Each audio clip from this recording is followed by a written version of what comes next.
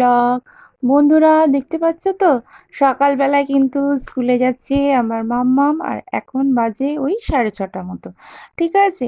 আর এই যে দেখো, মাম্মামকে বলছি মা একটুখানি হাই বাই করে দাও বন্ধুদের। হ্যাঁ, বলছে এখন ভালো লাগছে না মা, আমি এখন স্কুলে যাচ্ছি তো। তো যাই হোক, দেখো এই যে স্কুলের সামনে দেখো এসে গেছি। ঠিক আছে, স্কুলের সামনে এসে গেছি। এই যে দেখো স্কুলে ওকে ঢুকিয়ে দিয়ে এবারে বাড়ি বাড়ি ফিরে যাচ্ছি। আর বাড়ি ফেরার পরে তারপর তো জানো, কাজের পর কাজ। তো এই যে দেখো ব্রেকফাস্টের জন্য সমস্ত কিছু আলু টালু চিলে টালে ফেললাম। আলু ভাজা রেডি করে ফেলেছি কেটে। আর এদিকে দেখো এইবার মাখাবো আটা, কেন হবে না রুটি। ঠিক আছে।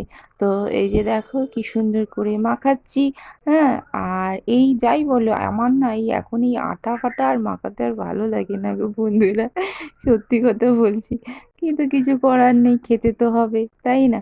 তো যাই হোক দেখো, এই যে আটা মাখানো কিন্তু হয়ে গেছে রেডি আমার, একদম আটা মাখাবার জন্য, মানে একদম আটা মেখে।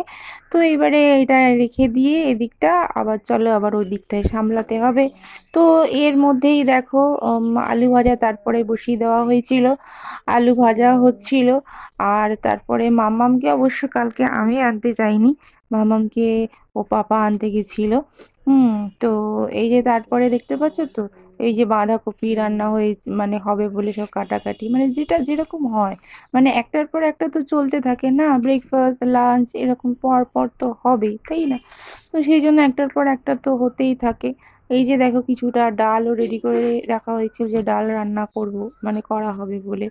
হ্যাঁ, তো এই যে দেখো বন্ধুরা সবটাই তোমাদেরকে দেখিয়ে দিলাম। আর এই যে তারপরে এই যে বাঁধাকপি দিয়ে, এটা না একটু মাছের মাথা ছিল একটা। হ্যাঁ, তো সেই মাছের মাথাটাও দিয়ে দেওয়া হয়েছিল।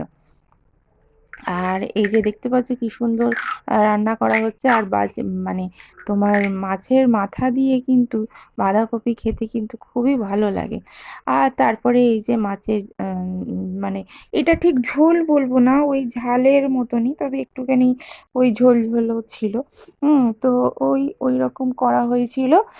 আর এই যে দেখো ফুটছে, এইরকম মোটামুটি একটু ঝাল যুক্ত থাকলে আমাদের ঘরে সবাই খেতে খুব ভালোবাসে।